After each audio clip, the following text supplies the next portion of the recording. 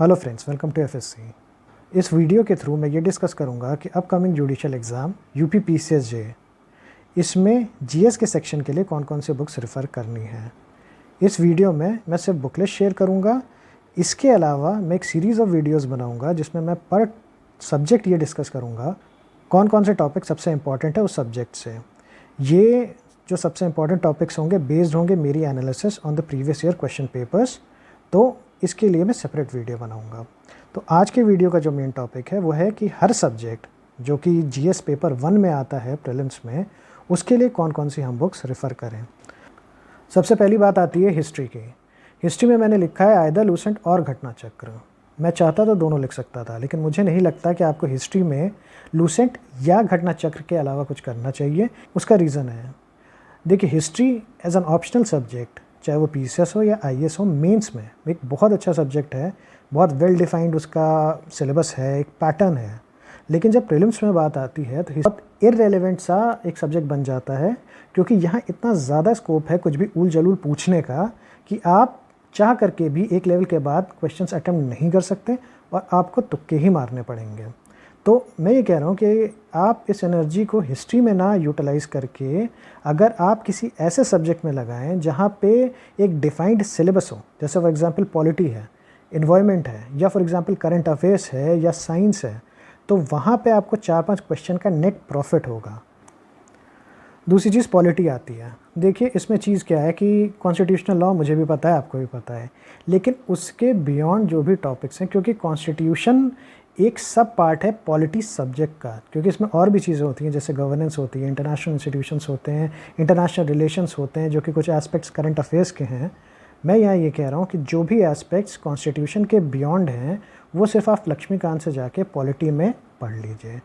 तीसरा टॉपिक आता है ज्योग्राफी। देखिए दो ऐसे सब्जेक्ट्स हैं, एक हिस्ट्री है और एक ज्योग्राफी है। ये दोनों सब्जेक्ट्स ऐसे हैं जो कि बहुत वाइड हैं, लेकिन इनमें एक प्रॉब्लम ये भी है कि आप जीएस का पेपर इन दोनों सब्जेक्ट्स को किए बिना क्रैक कर ही नहीं सकते। इसलिए मैंने हिस्ट्री में मैंने आपको ये नहीं कहा कि मत करिए, लेकिन एक चीज़ करिए, एक बुक पकड़िए, उसको बार बार रिवाइज़ करिए, उसके बियॉन्ड फिर वो किसी को नहीं आता है। वैसे ज्योग्राफी है, ज्योग्राफी में बहुत स्ट्रेट फॉरवर्ड चीज़ मैं बता रहा हूँ कि क्लास 11th और 12th की एनसीईआरटी ज़रूर कर लीजिए, वो भी फिजिकल ज्योग्राफी और इंडियन ज्योग्राफी, उसमें ह्यूमन ज्योग्राफी नहीं करनी है आपको।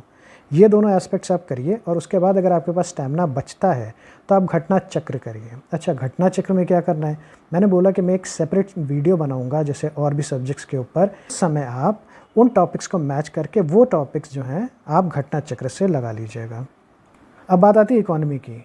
इकॉनमी देखिए मोस्टली 90% जो इकॉनमी है वो कवर हो जाती है आपके करंट अफेयर्स में। क्या स्कीम चल रही है, क्या मॉनेटरी पॉलिसी चल रही है, क्या फिस्कल पॉलिसी चल रही है, इंटरनेशनल ट्रेड क्या है, मनी मार्केट क्या है, कैपिटल मार्केट क्या है, ये सारी चीज़ें आप जो भी मैगज़ीन पढ़ें या न्यूज़पेपर पढ़ें उसमें दिया होता है। और मोस्टली गवर्नमेंट स्कीम से पूछते हैं स्टेट लेवल के एग्जामिनेशन में। यूपीएससी की तरह ये एग्जामिनेशन नहीं है कि इकोनॉमिक्स को ऐसे बेस बना करके अलग से 30-40 क्वेश्चंस आ रहे हैं। तो बहुत करंट ओरिएंटेड जो स्टेट के एग्ज़ाम होते हैं उसमें इकोनॉमिक्स रहती है। थोड़ा बहुत जो 2-4 क्वेश्चन आते हैं जो बेसिक्स पे आ जाते हैं, उसके लिए मैं ये कहूँगा कि जब आप मैगज़ीन पढ़ रहे हैं तो उसी समय जैसे कुछ टर्म्स है, फॉर एग्जांपल बैंकिंग है, बैंकिंग में आपको पता होना चाहिए कि एसएलआर क्या होता है, सीआरआर क्या होता है, रेपो रेट क्या होता है, या फॉर एग्जांपल आप स्टॉक मार्केट में जा रहे हैं तो बुलिश और बेयरिश होने का क्या मतलब है, या फिर आप अगर इंटरनेशनल ट्रेड में जा रहे हैं तो बैलेंस ऑफ पेमेंट क्या होता है, बैलेंस ऑफ इनविजिबल्स क्या होता है। ये सब आपको एक बेसिक्स पता होने चाहिए। अच्छा, ये कैसे पता चलेगा कि जब भी आप मैगजीन्स पढ़ रहे हैं या न्यूज़पेपर पढ़ रहे हैं, ऐसे टर्म्स हैं आपके सामने तो उनको गूगल कर लीजिए। उनकी जो मात्रा है वो 3-4 सवाल से ज़्यादा नहीं आएगा, लेकिन थोड़ा अगर आप इसको पढ़ेंगे ना, फॉर एग्जांपल आप मीन्स में जब कोई आंसर लिखेंगे और ऐसे टर्मिनोलॉजीज़ यूज़ करेंगे तो आपको ज़्यादा मार्क्स मिलने की संभावना है। देखिए अब जनरल साइंस की बात, जनरल साइंस में भी लूसेंट और घटना चक्र लिखी है। इसमें भी मैं ये कहना चाहता हूँ कि 2-3 सोर्सेज के पीछे मत भागिए, लेकिन हाँ इसमें एक क्रोनोलॉजी है।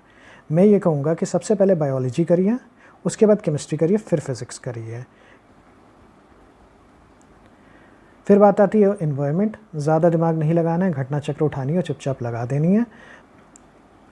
करंट अफेयर्स देखिए, मैं इस चीज़ को बोलना चाहूँगा कि अब जो न्यूज़पेपर है वो सफिशेंट नहीं है करंट अफेयर्स के लिए।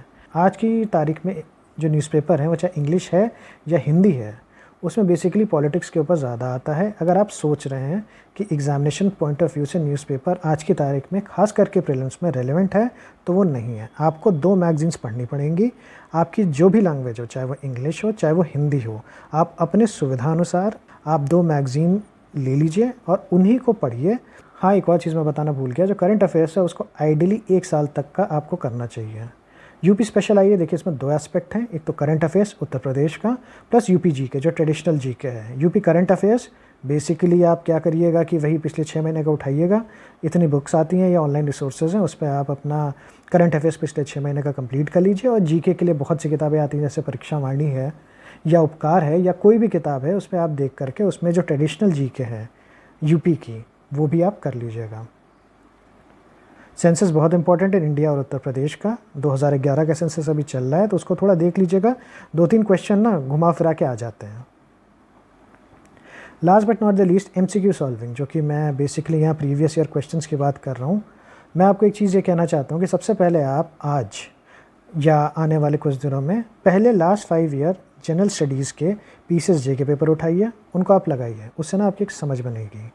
फिर मैं ये कह रहा हूँ कि आप अपनी तैयारी करिए, और जब एग्ज़ामिनेशन के पास आप पहुँचें तो पीसीएस, क्योंकि स्टैंडर्ड एकदम सेम है, एक ही एजेंसी ये दोनों पेपर बना रही है, तो मैं यही कह रहा हूँ कि पीसीएस के पिछले 10 साल के पेपर आप लगाइए। एक तो सबसे पहले आपको समझ में आएगा, आपको अपना लेवल भी पता चलेगा, प्लस ऐसा बहुत बार होता है और ये यूपी पीसीएस के एग्ज़ामिनेशन की खासियत है कि क्वेश्चंस रिपीट होते हैं। तो कोई बड़ी बात नहीं कि 10 से 15 क्वेश्चन पिछले 10 साल के पेपर लगाने से आपको अपने एग्ज़ामिनेशन में रिपीटेड मिले। यहाँ मैंने डिस्कस की कि एक बेसिक बुक लिस्ट क्या होगी जीएस के पेपर के लिए। आगे आने वाले समय में मैं वीडियोस बनाऊंगा जिसमें मैं ये डिस्कस करूँगा इंडिविजुअली एक सब्जेक्ट लेकर के, जैसे हिस्ट्री, पॉलिटी, ज्योग्राफी, कि इनमें जो इंपॉर्टेंट टॉपिक्स हैं वो क्या क्या हैं एग्जामिनेशन पॉइंट ऑफ व्यू से, और मेरी एनालिसिस बेस्ड होगी प्रीवियस ईयर क्वेश्चन पेपर्स से, उसमें क्या पढ़ना है क्या नहीं पढ़ना है। अगर आपको ये इंपॉर्टेंट लगता है तो आप हमारे चैनल को सब्सक्राइब कर सकते हैं। Thank you, it was a pleasure talking to you.